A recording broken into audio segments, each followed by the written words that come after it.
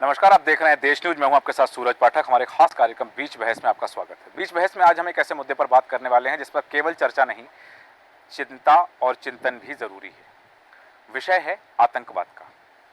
अभी जम्मू कश्मीर में पिछले 4 दिन में 4 आतंकी हमले हुए। 2 जवान शहीद हो गए हैं, 49 लोग घायल हुए हैं और बड़ी बात यह है कि 2 आतंकियों को भी ढेर किया गया है। लेकिन एक समय था, इस चुनाव के समय, जब 2024 के लोकसभा चुनाव थे, तब यह बात प्रचारित की गई कि आए दिन धमाके होते थे, आए दिन आतंकी हमले होते थे, सेना के जवान मरते थे।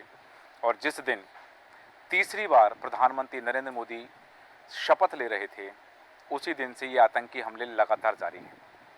टाइमिंग को लेकर सवाल उठ रहे हैं, पहले क्यों नहीं हुए, अब क्यों हो रहे हैं। सत्ता की बात यहाँ पर आ रही है और आतंकियों के पास जो सामान बरामद हुआ है उसमें पाकिस्तान के बने बिस्किट और चॉकलेट बरामद हुई है। पाकिस्तान पर हमेशा इस बात के लिए उंगली उठती रही है कि पाकिस्तान जो है वो आतंकवाद का पनाहगार है और आतंकियों को पनाह देता है। यदि ये बात प्रमाणित है तो वैश्विक संगठन आवाज क्यों नहीं उठा रहे हैं और इस आतंकवाद का दंश भारत कब तक झेलेगा?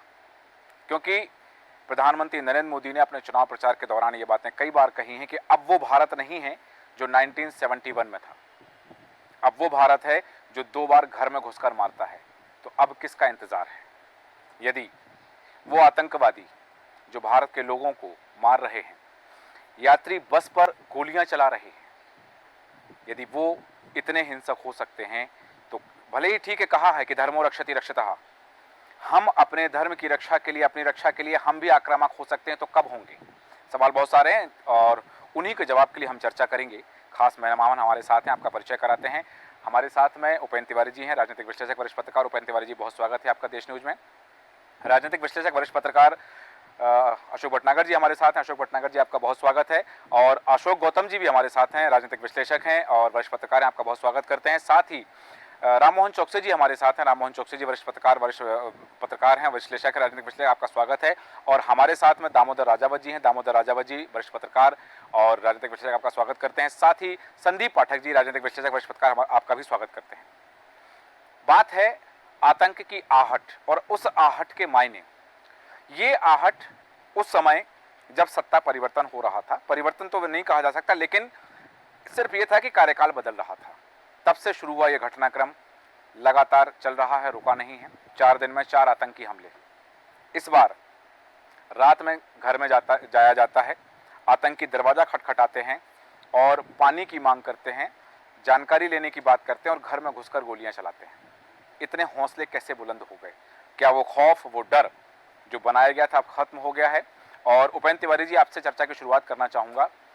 ये आतंकी घटनाओं के पीछे क्या मकसद हो सकता है? बिल्कुल सीधा सवाल। और भारत देश के अंदर ये मैसेज देना कि प्रधानमंत्री भारत में कोई भी हो, हमारी गतिविधियों पर कोई फर्क नहीं पड़ता है। वो माननीय प्रधानमंत्री जी ने जब प्रधानमंत्री नहीं बने थे, उसके पहले उन्होंने इस मुद्दे पे काफ़ी बढ़ चढ़कर बोला है और बात की है। तब मनमोहन सिंह जी प्रधानमंत्री जी थे, तब वह कहते थे कि हम ये आतंकवाद का दंश कब तक झेलेंगे, आखिरकार काउंटर अटैक हमारी तरफ से ऐसा क्यों नहीं किया जा रहा जिससे ये आतंकवाद नेस्तनाबूद हो जाए। और अब उनको 10 साल का कार्यकाल मिल गया है और ये उनका तीसरा कार्यकाल है। आज मोदी जी ने जो अपना व्यक्तित्व पेश किया है आतंकवादियों के मामले में या देश की सुरक्षा के मामले में, वैसी गतिविधियां हमको नज़र नहीं आ रही। वास्तव में मोदी जी को इस पूरे घटनाक्रम पर तुरंत एक्शन लेना चाहिए था, तुरंत काउंटर अटैक की बात ऐसी होनी चाहिए जिससे आतंकवादियों के हौसले पस्त हों। वो लगातार प्रतिदिन जो आतंकवादी अटैक कर रहे हैं, ये चिंतन का विषय है, देश के लिए भी और सरकार के लिए भी। चिंता का विषय है और चिंतन का विषय भी है। और चिंतन इसलिए ज़रूरी है कि यदि ये दहशतगर्दी फैलाने के उद्देश्य से किया जा रही ये जो घटनाएं हैं, घटनाओं में लोगों की जान जा रही है, तो उन जान जाने के पीछे जो लोग जिम्मेदार हैं उन पर कार्रवाई की बात है। ठीक है संदीप पाठक जी, घर में घुसकर मारने की बात कही, बालाकोट की बात करें, हम उरी की बात करें, ठीक है, घर में घुसकर मारा। अब भारत के नागरिकों की जान क्या इतनी सस्ती है कि कोई भी आकर के उन जानों से खिलवाड़ कर सकता है? वो जो घर में घुस के मारने की जब बात थी तो वो इनका एक सोचा समझा संगठित अपराध था। आतंकवाद से तो हम लोग बहुत जूझ रहे हैं, बरसों से जूझ रहे हैं, लेकिन उस स्थिति में हमारा टारगेट क्लियर था। ये तो दहशतगर्द लोगों ने छुप के और उस समय का लाभ उठाया है जब हमारी सत्ता मतलब अभी मतलब सिंहासन पे आरूढ़ होने वाले दृश्य में चल रही थी, और उस समय जाहिर सी बात है कि निर्णय लेने में थोड़ा सा आगे पीछे बात परिस्थितियां बनती हैं, और उसका लाभ इन्होंने जो लिया है ये बिल्कुल अक्षम्य है। और इन्होंने जो दहशतगर्दी फैलाई है और जिस तरीके से इसका जवाब तो बिल्कुल दिया जाएगा, कुछ नीतिगत फैसले इसमें लेने होंगे। मुझे ऐसा लगता है कि प्रधानमंत्री जी को, या ये तो चुनाव हर 5 साल में आना है और बीच बीच में अलग अलग प्राथमिकताएं भी बदलती रहती हैं। हमारे यहाँ का जो तंत्र है, रक्षा मंत्रालय से जो संबद्ध जो है, उसमें कुछ ऐसे फैसले होने चाहिए कि इनको इतनी देर न लगे जवाब देने में। मतलब जब तक हमारे यहाँ ऊपर से नीचे तक चीज़ें मीटिंग्स होती हैं, राष्ट्रीय सुरक्षा सलाहकार कह लीजिए, पीएमओ का हस्तक्षेप है, हाँ। सभी चीज़ों का होने के बावजूद उसमें ये स्थिति बननी चाहिए कि उसको उसी समय निपटारा हो, कम से कम ये मेरा मानना है। जी, सही कहा आपने कि ये इसके लिए इंतज़ार नहीं होना चाहिए, लेकिन इंतज़ार की बात जहां आपने कही कि इंतज़ार थोड़ा लंबा हो जाता है, लेकिन एक बात यहाँ आती है, भटनागर जी आपके पास आना चाहूँगा। बात होती है हमारे इंटेलिजेंस की, बात होती है हमारे खुफिया तंत्र की। खुफिया तंत्र की जानकारी देर से आ पाती है, क्योंकि जहां एक तरफ हमने देखा कि जम्मू कश्मीर में जो चीज़ है वो अलग है, या हम रियासी की बात करें, रियासी में बात चीज़ें अलग हैं, तो यहाँ हमारा खुफिया तंत्र इतना यदि कमज़ोर पड़ जा रहा है कि जब तक जानकारी आ रही है तब तक वो जानलेवा हमला कर चुके होते हैं। तो ऐसी स्थिति में खुफिया तंत्र को मजबूत कैसे किया जा सकता है? देखिए, पाकिस्तान को या किसी को दोष देने से कोई वो नहीं है जी, कहीं ना कहीं हमारी अपनी नाकामी है। हम्म, पाकिस्तान हमारा दुश्मन है, ये जग जाहिर है। हाँ, और उसे जो करना है वो करता रहेगा। पर आप सतर हैं कि नहीं है? देखिए, पाकिस्तान के 2 टुकड़े भी हुए हैं, हाँ, भारत ने किए, उसके बाद वो नहीं सुधरा। और जहाँ तक आतंकवाद और जम्मू कश्मीर की बात है, तो 370 हटाकर ढिंडोरा पीट लेना कि स्थिति सामान्य हो गई है, सब कुछ ठीक हो गया है, ये राजनीतिक इस मामले में नहीं होना चाहिए। और ये जो है, वहाँ की स्थिति बिल्कुल अच्छी नहीं है, और उसका सबसे बड़ा कारण है कि आज वहाँ 4-5 साल से ज्यादा हो गया जी, 370 को हटे, आप आम चुनाव नहीं करा पा रहे। लेकिन अशोक भटनागर जी यहाँ एक बात जरूर, हाँ, खुफिया तंत्र की बात पे आ रहा हूँ। खुफिया तंत्र के लिए आपका विचार जो है जी, भाई, खुफिया तंत्र तो नाकाम है, हाँ, कहीं ना कहीं। ये घटना कैसे हुई? इधर आप बोल रहे हैं हम 400 को करना है, हम विश्व गुरु बन रहे हैं, और आपको जब मालूम है एक एरिया है और उस एरिया को आप नहीं संभाल पा रहे हैं, तो आप कैसे विश्व गुरु बनने का सपना देख रहे हैं? सही कहा आपने कि ये जो चीजें हैं, ठीक है, विश्वगुरु बनने की दिशा में हम कदम बढ़ा रहे हैं, लेकिन विश्वगुरु हम कब बनेंगे? जब खुद सुरक्षित हो जाएंगे। यहाँ सबसे बड़ा सवाल जो आता है खुद की सुरक्षा का। हम सुरक्षित हैं, हमारे देश के नागरिक सुरक्षित हैं, हमारी सीमाएं सुरक्षित हैं, क्योंकि इससे पहले जब चर्चा हुई है कि विस्तारवाद की नीति को लेकर के जो कई देशों में युद्ध चल रहे हैं, वो युद्ध अपनी जगह हैं, वो देशों के अपने निजी हित हो सकते हैं, वहाँ के राष्ट्र प्रमुख के अपने निजी हित हो सकते हैं, लेकिन ये आतंकवाद से किसका हित हो सकता है? दामोदर जी, ये आतंकवाद की जो नीति है, बसों पर रियासी में 25 से 30 राउंड फायरिंग की गई है। बस पर यात्री बस थी, श्रद्धालु जा रहे थे और उस बस पर हमला किया गया। हालांकि ठीक है, पुलिस ने वहां पर स्केच जारी किया है, 20 लाख रुपए का इनाम रखा, लेकिन क्या यह पर्याप्त है? और यदि किसी की हिम्मत इतनी हो गई कि वो यात्री बस पर हमला कर दे, श्रद्धालुओं की बस पर हमला कर दे, तो फिर वो सुरक्षा व्यवस्थाएं को धता बताते हुए अंदर आ जाते हैं, हमला कर देते, लोगों की जान चली जाती है। इसके लिए सुरक्षा व्यवस्थाओं को क्या किया जाना चाहिए कि वो चाक चौबंद की हम बात करते हैं, सीमा सुरक्षा चाक चौबंद है, लेकिन ये कैसी चौबंदी है, कैसी चौकसी है? सूरज जी, आपने बिल्कुल सही कहा, क्योंकि जनरली क्या होता है कि जब किसी देश की बॉर्डर बेशक अगर सुरक्षा काम कर रही है, उसके बाद वहाँ सीआरपीएफ, किसी बेहतर अन्य तरह की एजेंसीज काम करती है, इंटेलिजेंस भी काम करता है, लेकिन आप 3 लेयर पे हो, लेयर आप 1 लेयर ब्रेक कर रहे हो, हाँ, 2 लेयर ब्रेक कर रहे हो, और 3rd लेयर ब्रेक करने के बाद हमला कर रहे हो सिटीजन पे, ये बड़ी चिंता की बात है। और अक्सर इसमें एक चीज चिंता करने वाली बात है, क्या हमारे सैनिक जो सुविधाओं के हकदार हैं या जो उनको आवश्यक सुरक्षा बजट मिलना चाहिए, उस पर चर्चा होनी चाहिए। चर्चा ये है कि क्या अभी तक देश में गंभीर मुद्दे सुरक्षा के हैं, और लगातार हम चारों तरफ से, चाहे चाइना हो, दस्ते हो या रास्ता और इन सब जगह कहीं ना कहीं हमको बहुत सुरक्षा पर खर्च करना चाहिए, लेकिन अभी तक खर्च कर रहे हैं सुरक्षा को एज इट इज मेंटेन पर, बट एडवांस टेक्नोलॉजी और एडवांस सुरक्षा विजिलेंस के लिए हम लोग काम नहीं कर पा रहे हैं, जिसमें सरकार को सुरक्षा बजट बढ़ाने की आवश्यकता होती है। जनरली आपने सुरक्षा में जिस तरह से सेंध लगाने का काम हुआ है, यानी आप पैरामिलिट्री को आगे कर रहे हैं या आप भविष्य में अग्निवीरों से भर्ती करने वाले हैं, तो एक अभाव पैदा हो जाता है कि मेरे बच्चे का क्या होगा। तो ऐसे में शिथिलता पैदा हो जाती है कि जब बीएसएफ का जवान अपने भाई या अपने परिवार को तैयार करते दिखता है और वो भर्ती नहीं हो पाता है, तो एक शिथिलता पैदा होती है और वहाँ वो शिथिलता इंडिविजुअली सुरक्षा चूक का कारण होता है। कई बार ऐसे होते हैं कि जवानों को उनको समय पर इतना ज़्यादा प्रेशर रहता है, इतना ज़्यादा ड्यूटी हॉर्स रहते हैं, वो सुरक्षा में चूक होने के चांस रहते हैं। उनके पास टेक्निकल इक्विपमेंट नहीं होते हैं, जिसकी वजह से उनकी सुरक्षा चूक जाती है। अभी इस समय तो बिल्कुल आतंकवादी हमले होने का कोई चांस नहीं होना चाहिए। जैसा कि अभी भटनागर जी ने भी जो बात कही कि सुरक्षा तंत्र की बात कही, खुफिया जानकारी की बात कही, वो जानकारी देर से आ पाती है। ये बात स्पष्ट हुई है, कहीं ना कहीं विश्लेषण में बात आई है कि वो जो खुफिया जानकारी है वो हमारे सैनिकों तक या उस तंत्र तक देर से पहुंचती है, जिस कारण से उन्हें मौका मिल जाता है हमला करने का। देखिए, सुरक्षा खुफिया तंत्र पर नहीं, खुफिया तंत्र के बाद अगर खुफिया तंत्र भी अगर फेल होता है तो सुरक्षा का सीधा संबंध हमारी बॉर्डर सिक्योरिटी फोर्स से है। सवाल बीएसएफ पे नहीं उठा रहा हूँ, सवाल उनकी बीएसएफ में मिलने वाली सुरक्षा संसाधनों की बात कर रहा हूँ। उनको और ज्यादा फोर्स की आवश्यकता है, उनको ज्यादा रिसोर्स की आवश्यकता है, जो कि सरकार को सीधा सवाल इस सवाल के कटघरे में खड़ा कर रही है।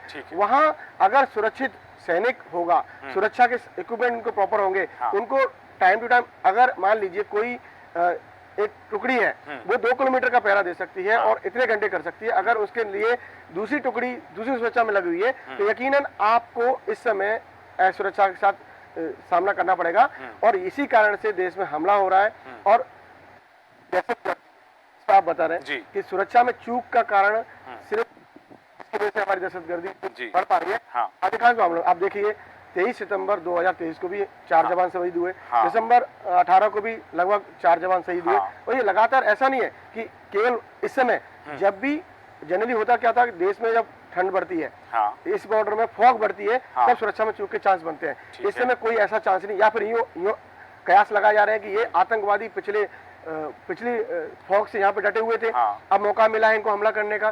तो जब मौका मिला, यानी सुरक्षा से चूक नहीं, तो यानी देश में रुकी हुई सजी खुफिया तंत्र इसमें विफल रहा है। हम केवल पत्रकार होने के नाते यहाँ पे चर्चा कर सकते हैं, लेकिन वहाँ जो रियल में जो फेसिंग हो रहा है, बहुत सारे ऐसे कारण हैं जो इसको सुरक्षा में चूक पैदा करते हैं, और जिसी कारण से आज हमें इतनी खतरनाक स्थिति जो दहशतगर्दों को सफल होने में मिल रही है, वो देखने को और भुगतनी पड़ रही है। इसलिए मैं यही बात करना चाहूंगा कि सुरक्षा की चूक केवल एक व्यक्ति का बात नहीं है। सुरक्षा के लिए हमें अभी इस समय जो सुरक्षा बजट है उस पर चर्चा होनी चाहिए।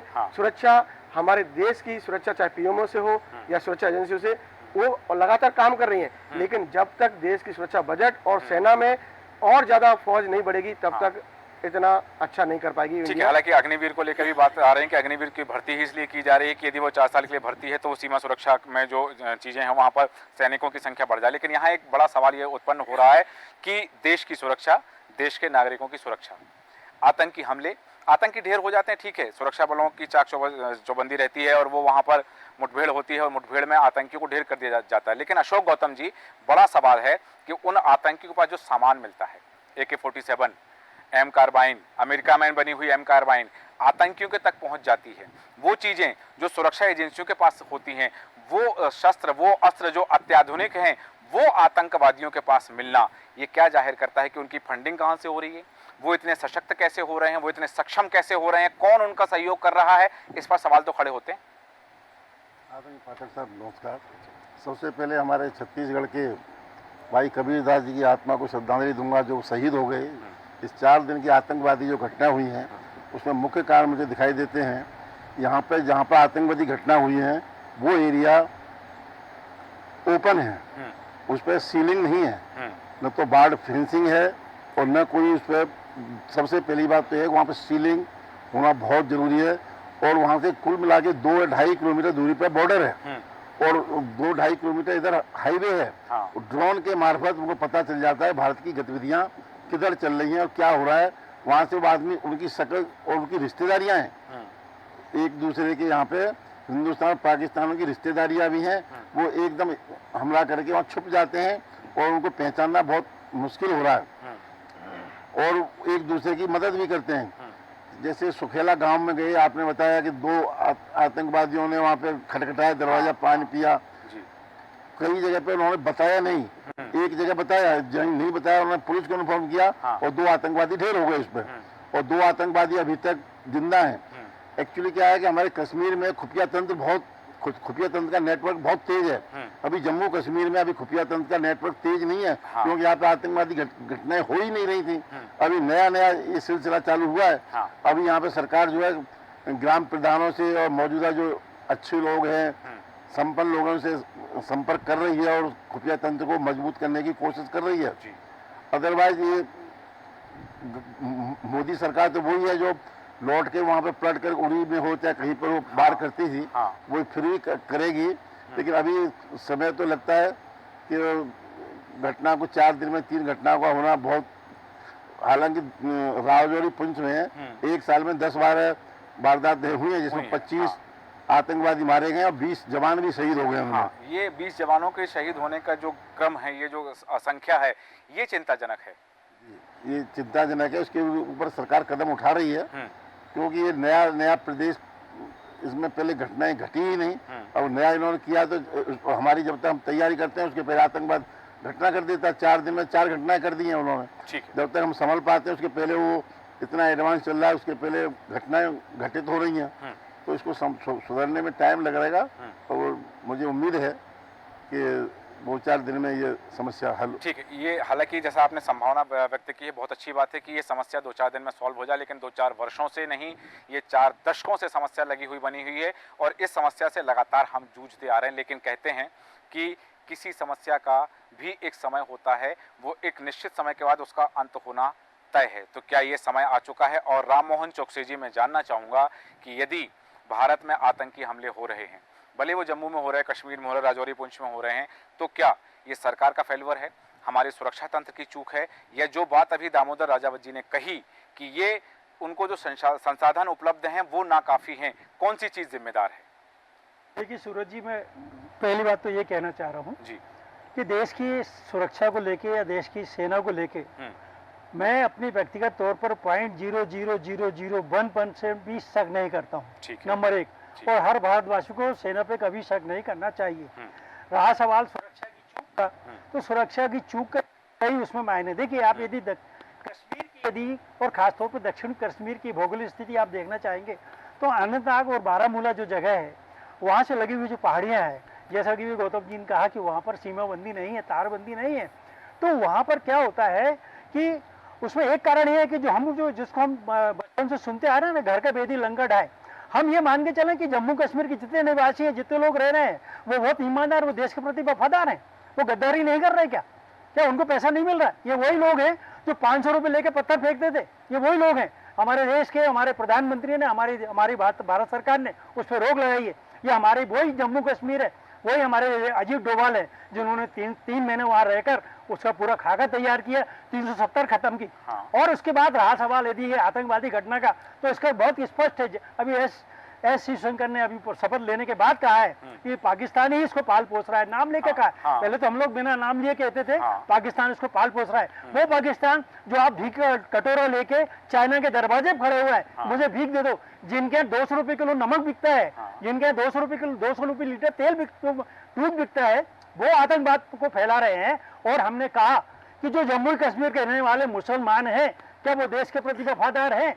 ये जो पकड़े जाते हैं, जो बार बार पकड़े जाते हैं, शरण ले लिए होते हैं, ये किसके घर में मिलते हैं? उन्हीं मुसलमानों के घर मिलते हैं। जैसा कि गौतम जी ने कहा, जिनकी रिश्तेदारी पाकिस्तान में, और जैसा कि अभी राजावत जी ने कहा कि यहाँ पर फंड की कमी है, मैं आपकी जानकारी मिला दूं कि फंड में 4 गुना ज्यादा वृद्धि कर दी गई है। और वो हथियार बनाए गए हैं जो हथियार हम पहले देश विदेश से आयात करते थे, और आज हम विदेश को आयात कर रहे हैं। तो हमारी सेना में कहीं चूक नहीं है। हो सकता है कि जो कम्युनिकेशन गैप कहीं हो जाता है, हमारी खुफिया तंत्र भी बहुत मौजूद है, मैं इस बात पे कतई तैयार नहीं मानने को, किसी की बात को मानने को तैयार नहीं हाँ। कि हमारे खुफिया तंत्र कमजोर है हाँ। या हमारी सेना कमजोर है हाँ। या हमारे पास संसाधन की कमी है। हाँ। ये हो सकता है कि कुछ कम्युनिकेशन गैप की वजह से, या हो सकता है वहाँ की भौगोलिक स्थिति ऐसी है कि ऊंचे पहाड़ हैं, उसके बाद फिर खाइयां हैं, हाँ। उसके बाद फिर पहाड़ है, फिर खाइयां हैं, ये हमारी बॉर्डर है। हाँ। इसको यदि कोई भौगोलिक स्थिति जो है जम्मू कश्मीर, मैं चूंकि जम्मू कश्मीर गया हूँ, मैंने बारामूला देखा है, हाँ। इसलिए मैं आपको दावे से कह सकता हूँ जी। कि वहाँ की भौगोलिक स्थिति के हिसाब से ये आतंकवादी घटनाएं होती, जैसे कि बिल्कुल। आपने कहा हाँ। कि हथियार मिलते तो पाकिस्तान को उसको खुलेआम समर्थन कर रहा है। हाँ, ये है असली बात। वास्तविकता ये है कि पाकिस्तान का नाम आता सिर्फ नहीं है, कि ऐसा नहीं कि सिर्फ पाकिस्तान का नाम आता है, वो उनको पोषित करता है, पल्लवित करता है और आतंकवाद को पालता है, पनाह देता है। और ये बात पहले भी प्रमाणित हो चुकी है कि जब अंतर्राष्ट्रीय आतंकवादी को अमेरिकी सैनिकों ने पाकिस्तान में घुसकर मारा था, ये बात पहले ही प्रमाणित हो चुकी है। लेकिन बड़ी बात ये है, आज हम बात करते हैं एक डंकी रूट की। हालांकि डंकी रूट की बात किसी दूसरे परिदृश्य में की जाती है, लेकिन यहाँ सबसे बड़ी बात आती है। उपेंद्र तिवारी जी, आपसे जानना चाहूंगा, डंकी रूट, जहां भी अंतर्राष्ट्रीय घुसपैठ की बात आती है वहां डंकी रूट की बात की जाती है। भारत की सीमाएं इतनी चाक चौबस्त हैं, वहां पर बाड़बंदी की बात, जैसा कि गौतम जी ने भी कहा कि कुछ इलाके हैं जहां पर ड्रोन से निगरानी वो लोग करते हैं। तो क्या ये डंकी रूट पूरी दुनिया से हमेशा के लिए खत्म नहीं किया जा सकता? हाँ, ये डंकी रूट जो है, इसमें समस्याएं तो हैं, और जैसे जैसे टेक्नोलॉजी डेवलप हो रही है, जैसे जैसे परिस्थितियां बन रही हैं, उस हिसाब से सरकारें प्लान भी करती हैं कि इस रूट को कैसे बंद किया जाए, कैसे रोका जाए। क्योंकि है तो टफ रूट, जैसे चौकसी जी ने कहा कि वहाँ की जो भौगोलिक स्थिति है वो बड़ी गंभीर है, उस भौगोलिक स्थिति का ही लाभ आतंकवादी लेते हैं। मगर मेरा यहाँ ये कहना है कि जो सरकार है, इसका कहीं ना कहीं प्लान भी फेल है। सरकार का प्लान फेल है। सरकार का प्लान जो स्थितियां 4 दशक से आप देख रहे हो, आपको उन स्थितियों को ध्यान में रखते हुए अपना प्लान वो चॉकआउट करना चाहिए। दूसरी बात, जो आतंकवादी दहशत फैलाना चाह रहे हैं इतने बड़े देश में, तो इस देश के द्वारा ऐसी दहशत फैलाई जाना चाहिए कि आतंकवाद करने के पहले और आतंकवादी संगठन में शामिल होने के पहले आदमी की रूह कांप जाए। ऐसा कदम जब सरकारें उठाने लगेंगी ना, तो ये आतंकवादी जड़ मूल से खत्म हो जाएंगे। हमारे यहाँ तो बिरयानी खिलाई जाती है जो हमला करने आते हैं। हाँ, तो ये सब गलत है। आतंकवादियों के साथ ऐसा व्यवहार होना चाहिए, वो एक मारे, जैसे आप देखिए इजराइल को, उसका एक व्यक्ति मारा जाता है तो इजराइल कैसा कदम उठाता है हम सब जानते हैं। जैसी इजराइल और जैसी अमेरिका की नीति है, वैसी नीति जिस दिन इस देश की हो जाएगी और ये देश आगे बढ़कर आक्रमण करने लगेगा और एक की जगह 10 को निपटाएगा, जो अपन कहते हैं कि गेहूं के साथ घुन पिसता है, तो पिसने दीजिए। आपके आज कश्मीर से कश्मीरी पंडितों को किसने भगाया? वहाँ के लोकल लोगों ने भगाया। और जब वो वहाँ के लोकल लोगों ने उन पंडितों को बाहर किया, तो क्या इस देश की दूसरी कौम को कंधे से कंधा मिला के कश्मीरी पंडितों के साथ खड़े नहीं होना चाहिए था क्या? स्वाभाविक बात। अगर मुसलमान इस देश का है और मुस्लिम ये चाहते हैं कि हम इस देश में हमें जो सम्मान मिलता है वो मिलता रहे और उनके किसी भी आचरण पे प्रश्न चिन्ह नहीं लगाया जाए, तो जब ऐसे मौके आते हैं, आतंकवादी गतिविधियां होती हैं, कश्मीरी पंडितों को अपने ही घर से बाहर भगाया जाता है, उन्हें दूसरे राज्य में शरण लेनी पड़ती है। ऐसी स्थिति में पूरे देश के मुसलमानों को एक होकर खड़ा होना चाहिए था कि कश्मीरी मुसलमानों, तुम ऐसा करोगे तो हम तुम्हें बर्दाश्त नहीं करेंगे, हम तुम्हारे साथ गलत व्यवहार करेंगे। तो कहीं ना कहीं हमारी जो बात है कि घर का भेदी लंका जाए, ये बात बिल्कुल सही है और इसी कारण पाकिस्तान उसका लाभ लेता है और पाकिस्तान लाभ लेने के कारण ये दहशतगर्दी फैला पाता है। पाकिस्तान उन चीज़ों का लाभ लेता है जो दहशतगर्दी फैलाने के लिए, आतंक को फैलाने के लिए, भारत को नुकसान पहुंचाने के लिए। बड़ी बात यहाँ लेकर नहीं आती, जैसे कि अभी बात आई है सरकार को ये कदम उठाना चाहिए। ठीक है, सरकार ने कहा पहले कि हम घर में घुस के मारेंगे, लेकिन अब वो चीज़ें होनी चाहिए। यहाँ एक बड़ी बात है, संदीप पाठक जी, मैं जानना चाहूँगा, सरकार, क्या ये सब कुछ जो हो रहा है वो सरकार का फेल्यूर है? और यदि ये सरकार का फेल्यूर है तो सरकार को क्या करना चाहिए? क्योंकि भारत के हर नागरिक की रक्षा करना, अभी जो बात तिवारी जी ने कही कि यहाँ आतंकियों के साथ वैसा व्यवहार नहीं होता जैसा अमेरिकी नीति है, इजराइल की नीति है, वैसी नीति होना चाहिए, तो क्या सरकार को ऐसी नीति बनाना चाहिए और सरकार का क्या कदम होना चाहिए? देखिए, बिल्कुल ठीक कहा, यहाँ पर राजनीतिक कौशल और सामाजिक प्रबंधन की आवश्यकता है। क्योंकि जिस तरीके से अभी बात अपनी हो रही है कि वहाँ कुछ लोग उसी समाज के उसी में मिल के और उन्हीं के बीच में शरण ले लेते हैं, तो ये संरचना जब तक टूटेगी नहीं, जब तक सामाजिक प्रबंधन इस बात पे काम नहीं करेगा, नीतियां नहीं बनेंगी, क्योंकि सरकार आती जाती रहती है। सरकार को ब्लेम करके हम अपनी बात का मतलब राष्ट्रीय हित को इस पे छोड़ नहीं सकते। राष्ट्रीय हित तो वहाँ से जुड़ता है कि जहाँ पे हमारी देश की पूरी एक एक व्यक्ति की जो जान, आपने कहा कि चाहे सैनिक की हो चाहे आम नागरिक की हो, उसकी सुरक्षा की जिम्मेदारी आज हमारी सेना की है। और सेना कहीं से कमज़ोर नहीं है, भरपूर मजबूत है और सक्षम है, हर स्तर पे सक्षम है। लेकिन हमारे यहाँ जो राजनीतिक कौशल है और जो प्रबंधन है, ये दोनों चीज़ें उस सेना में कहीं ना कहीं गैप आता है बातचीत के दौर में या कोई निर्णय के उसमें, जिस पर बारीकी से काम होने की ज़रूरत है। और जब तक ये बात नहीं होगी तब तक ये इस तरह की घटनाओं की पुनरावृत्ति हमें देखने को पड़ेगी और ये दुर्भाग्यपूर्ण होगी। बिल्कुल, ये दुर्भाग्यपूर्ण है कि इस तरह की घटनाएं हमारे यहाँ होती हैं। आपने बात कही राजनीतिक प्रबंधन की, राजनीतिक कौशल की। यहाँ सियासी लाभ लेने के लिए बहुत कुछ हुआ है पहले भी, और वो सियासी लाभ जो लिया जाता है वो अपने हित के लिए लिया जाता है। लेकिन यहाँ अशोक भटनागर जी, मैं जानना चाहूँगा, बात हुई घर का भेदी लंका ढाई, जब तक हमारे यहाँ के लोग सूचना नहीं देते हैं, ये बात इससे स्पष्ट होता है। यदि ऐसे ही लोग हैं तो हम राजद्रोह की बात करते हैं, देशद्रोह की बात करते हैं। ये जो चीज़ें आती हैं, फिर क्या इनके साथ कैसा व्यवहार होना चाहिए कि ये उनसे ज़्यादा बदतर इनके साथ व्यवहार हो जो आतंकवादियों के साथ होता है? और आतंकवादियों के साथ जो व्यवहार आई, मानवता की बात आई और घर में घुसकर मारने की बात आई, ये जो तमाम चीज़ें हैं, आतंकवादियों के साथ सरकार को कैसी नीति बनाना चाहिए, कैसे पेश आए? देखिए, घर का भेदी लंका ढाई ये तो होते ही है, और पाकिस्तान कर रहा है ये भी जग जाहिर है। कश्मीर के लोकल लोग उनकी मदद कर रहे हैं वो भी जग जाहिर है। सरकार को कठोर से कठोर कदम उठाना चाहिए। जो तिवारी जी बोल रहे थे, इजराइल का उदाहरण दे रहे थे। इजराइल ने उनके 8-10 लोगों को मारा तो देखिए आज तक उनने हमाम को लगभग खत्म कर दिया है। तो कुछ तो कठोर निर्णय लेना पड़ेगा और करना चाहिए, और राजनीतिक नहीं सोचना चाहिए उसके लिए कि जम्मू कश्मीर में हम चुनाव जीत पाएंगे कि नहीं जीत पाएंगे। जो कुछ भी है वहाँ के लोकल लोगों से बिना मिले जुले ये घटना को अंजाम नहीं दिया जा सकता है। 4 लोग थे, 2 लोग थे, पर स्थानीय लोगों ने सहयोग किया है, और बिना स्थानीय लोगों के सहयोग के ये संभव नहीं है, और इस पे बहुत कठोर कदम उठाना चाहिए। कठोर कदम की आवश्यकता है। हालांकि कहा भी गया है कि ये जो टर्म है, तीसरा टर्म है, कड़े निर्णय लेने का है, कड़े फैसले लेने का टर्म है। लेकिन वो कठोर निर्णय कब? क्योंकि कहते हैं कि कहीं देर ना हो जाए, और वो देर यदि ज़्यादा हो गई तो उसका खामियाजा किसे भुगतना पड़ेगा। दामोदर राजावत जी, मैं 2 बातें आपसे जानना चाहूँगा। पहली बात, जब कहीं ऐसी कोई घटना होती है और बाद में राजनीतिक लाभ के लिए कह दिया जाता है कि ये भटके हुए युवा हैं, जब पत्थरबाजी की घटना सामने आती है तो राजनीतिक दल और राजनीतिक दल के नेता कह देते हैं कि ये तो भटके हुए युवा हैं, रास्ते पर आ जाएंगे। आज वही भटके हुए युवाओं जिनको उदाहरण दिया गया था, वो देश की सुरक्षा में सेंध लगा रहे हैं, देश के नागरिकों की जान से खिलवाड़ कर रहे हैं। कब तक?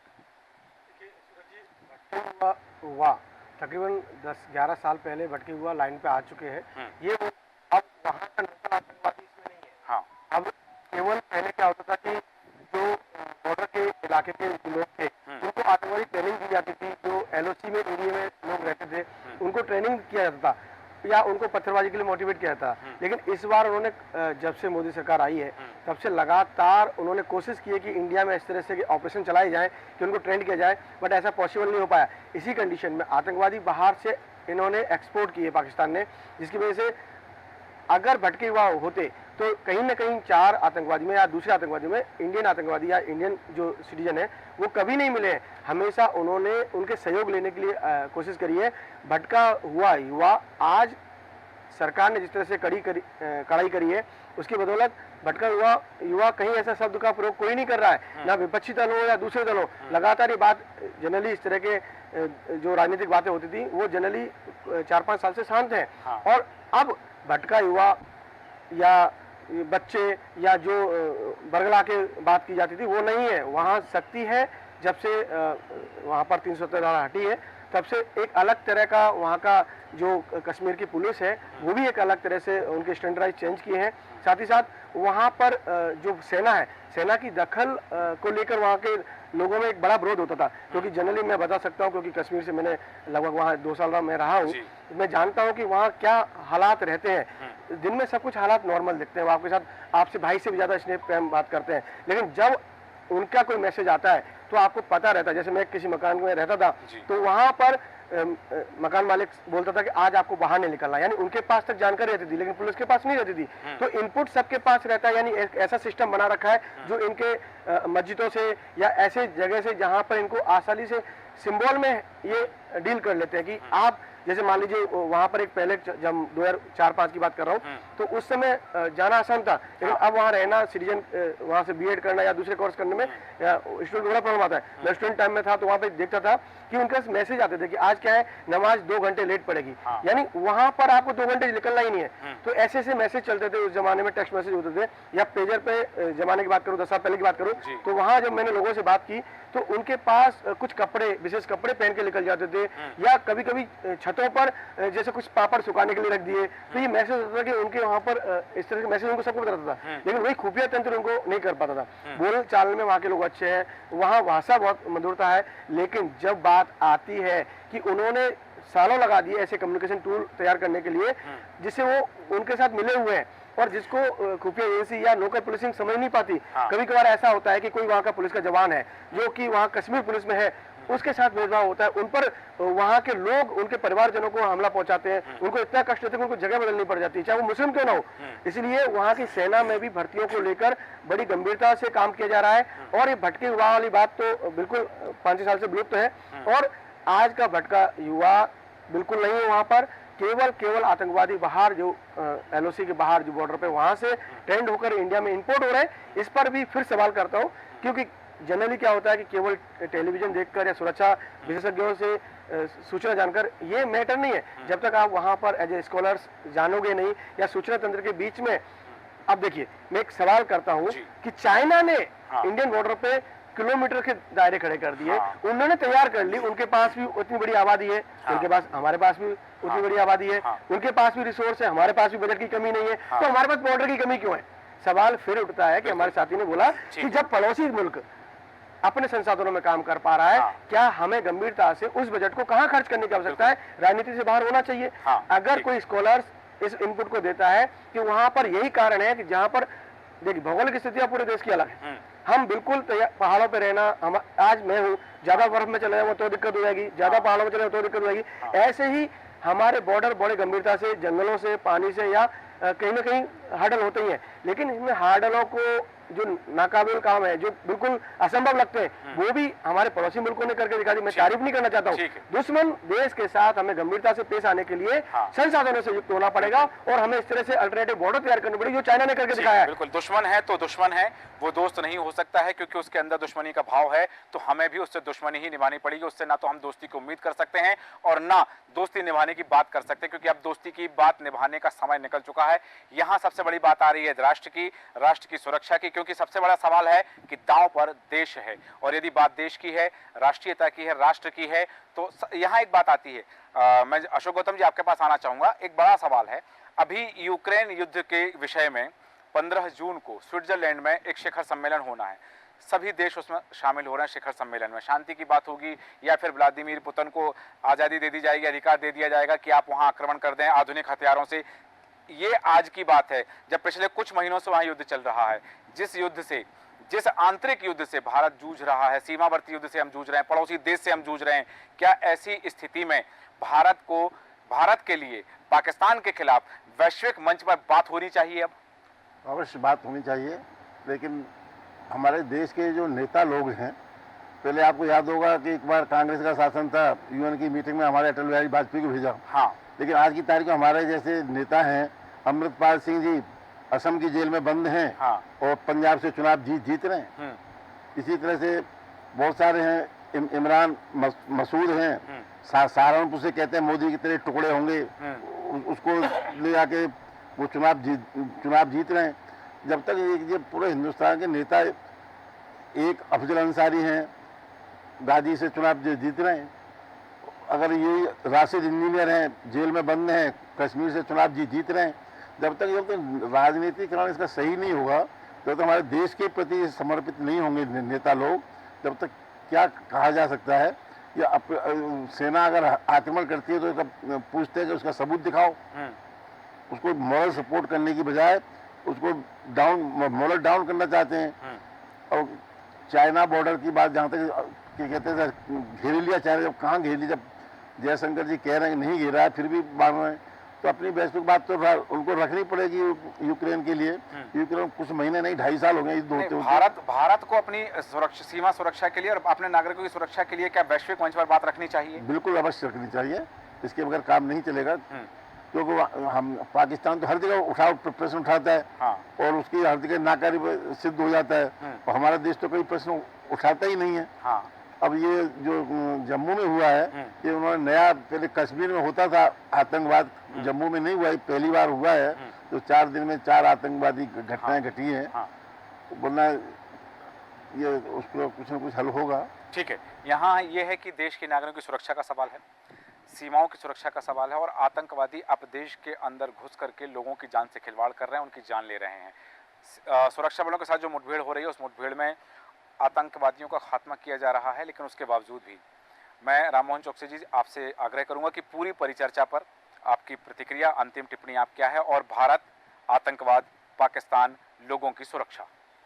देखिए सूरज जी, क्या है कि जैसे आपने कहा कि भटका हुआ युवा, तो मैं भटका युवा की जगह कहता हूँ कि भटके हुए बूढ़े हैं इस देश में। हाँ। जो पाकिस्तान की वो करते हैं, पाकिस्तान की सिफारिश करते हैं। आप फारूक अब्दुल्ला को देख लीजिए, हाँ। आप शशि थरूर को देख लीजिए, हाँ। आप मणिशंकर अय्यर को देख लीजिए, आप महबूबा मुफ्ती को देख लीजिए। ये हमेशा एक ही बात करते हैं कि पाकिस्तान से बात करिए। हम पाकिस्तान से बात क्यों करें? सवाल ये है कि जब हमने धारा 370 के साथ कश्मीर को हमने आज़ाद कर दिया, उसको वो हमारे देश का अभिन्न अंग है, था, रहेगा, तो उसमें फिर हम इनसे बात करने की क्या जरूरत है? तो हमारा तो कहना यह है कि देश में इतना कड़ा कानून बनाया जाए तो देश के खिलाफ कोई भी बात कहे, चाहे राममोहन चौक से क्यों ना हो, चाहे कोई शशि थरूर क्यों ना हो, जैसे ही वो सोशल मीडिया पे एक्टिव होते हैं, इंस्टाग्राम पे होते हैं या व्हाट्सएप पे जाते हैं या कहीं किसी मैसेज देते हैं, आप उनके खिलाफ राजद्रोह की धारा लगाइए, उनको उठा के बंद कर दीजिए, कोई जरूरत नहीं है। और मैं तो ये सिफारिश करता हूँ कि चुनाव ऐसा भी कहे, जो आतंकवादी गतिविधियों में रहते हैं उनको चुनाव लड़ने के लिए वंचित कर दिया जाए, पहली बात। दूसरी बात यह है कि देश की सुरक्षा, जहां आपने बात कही अंतर्राष्ट्रीय मंच पर उठाने की, अंतर्राष्ट्रीय मंच पर हम इसलिए उठाते हैं कि जम्मू कश्मीर हमारा है, तो हम अपनी तरफ से ये बात क्यों लेके जाएं कि जम्मू कश्मीर के लिए हम परेशान हैं। पाकिस्तान ने उठाया, पाकिस्तान उसका मुंह तोड़ जवाब मिला है। अब रहा सवाल तीसरी बात, तो जो हमारे घर के घुसपैठिए हैं उन्हें पहले घुस के मारना पड़ेगा, उनको निकालना पड़ेगा। और इसकी शुरुआत सूरज पाठक जी हो चुकी है। जिन लोगों ने टेरर फंडिंग की है, उनके घरों से, उनके घर को गिराया गया है, उनके घर से माल जब्त किया गया है। और मेरा तो कहना यह है कि जैसे ये 4 आतंकवादी अभी जेल के अंदर बंद होकर जीत गए हैं, जो आतंकवाद के नंबर जेल पे, तो चुनाव आयोग ऐसा फैसला क्यों नहीं लेता कि इनको जब जैसे ये नॉमिनेशन फाइल करते हैं, नामांकन दाखिल करते हैं, उसको रद्द करी जाए, क्योंकि ये आतंकवाद की गतिविधि में है, इनको चुनाव लड़ने से रोका जाए। और उनको यदि वो मान लो जीत गए हैं तो उसको घोषित रूप से ये बिल्कुल अवैध घोषित कर दिया जाए, ये चुनाव अवैध है, इस प्रकार से। और रहा सवाल देश की सुरक्षा का, मैं जहां तक मानता हूं हम तो बहुत छोटी सी इकाई है, देश के एक छोटे 140 करोड़ में एक है, तो मैं ये मान के चलता हूं कि यदि हम ऐसा सोच रहे हैं तो हमारे हमारी जो सरकार है, हमारा जो PMO है, हमारा जो रक्षा मंत्रालय है, हमसे ज्यादा 4 गुनी गति से कहीं ना कहीं सोचता होगा। रहा सवाल भूल चूक का, तो ये मानवीय भूल जरूर हो सकती है, या जानबूझकर आम जनता के मन में एक और बात आती है कभी कभी कि क्या देश सुरक्षित हाथों में है? मैं गारंटी से कह सकता हूँ सूरज पाठक जी, देश पूर्णतः सुरक्षित हाथों में, पूर्णतः सुरक्षित हाथों में। हमारे देश को कोई उंगली भी नहीं, कोई आग भी नहीं दिखा सकता। 220 रह जाती है, राशिद और अफजल गुरु, तो ये देश को जो है कि ये फैसला कर रहे होते सुरक्षा का। हाँ, हालत ये होने वाली थी। ये भी आपने कहा कि ये चीजें जो है, परिणाम जो आए हैं उसको लेकर के तमाम चीजें हैं, लेकिन यहाँ एक बड़ी बात है, 4 दिन में 4 आतंकी हमले, सेना के जवान शहीद, छिंदवाड़ा के जो सैनिक हैं उनका पार्थिव शव लाया गया है, अंतिम संस्कार किया गया है। लेकिन यहाँ एक बात है, हम संवेदनाएं व्यक्त कर सकते हैं उस परिवार के लिए जिसने अपना बेटा खोया है, और संवेदना व्यक्त कर सकते हैं भारत के लिए कि भारत ने भी एक सपूत खोया है, सीमा पर सीने पर गोली खा करके उसने अपने प्राणों की आहुति दी है। लेकिन ये आहुतियाँ कब तक? यदि ये आहुति देश की तरक्की के लिए दी जाने वाली वेदी पर हैं तो ये आहुति बर्दाश्त नहीं है। उस माँ को बर्दाश्त नहीं है ये आहुति जिसने अपना बेटा खोया है, उस बहन को ये आहुति बर्दाश्त नहीं जिसने अपना भाई खोया है। जिम्मेदारी सबकी है, खास तौर से आज यदि सरकार की सर पर ठीकरा फोड़ जा रहा है कि सरकार फेलुअर है, तो नहीं, सरकार की जिम्मेदारी सरकार निभा रही। लेकिन बड़ी बात यह है कि आज एक स्केच जारी किया गया, 20 लाख का इनाम घोषित किया गया। क्या लोगों ने कभी देखा नहीं होगा जम्मू में, जो उस क्षेत्र में जहां वो आतंकी रह रहा होगा, वो जहां छिपा होगा, क्या लोगों को नहीं मालूम होगा कि ये यहाँ छिपा? यदि मालूम है तो लोग बता क्यों नहीं रहे हैं? वही बात कि घर का घुसपैठिया, घर का भेदिया जो है वो यदि खत्म हो जाएंगे तो इस तरह की घटनाएं भी बंद हो जाएंगी। लेकिन आज हम केवल चिंता कर सकते हैं, चिंतन कर सकते हैं, क्योंकि बात देश की सुरक्षा की है, क्योंकि दांव पर देश है और देश के लोग भी दांव पर हैं।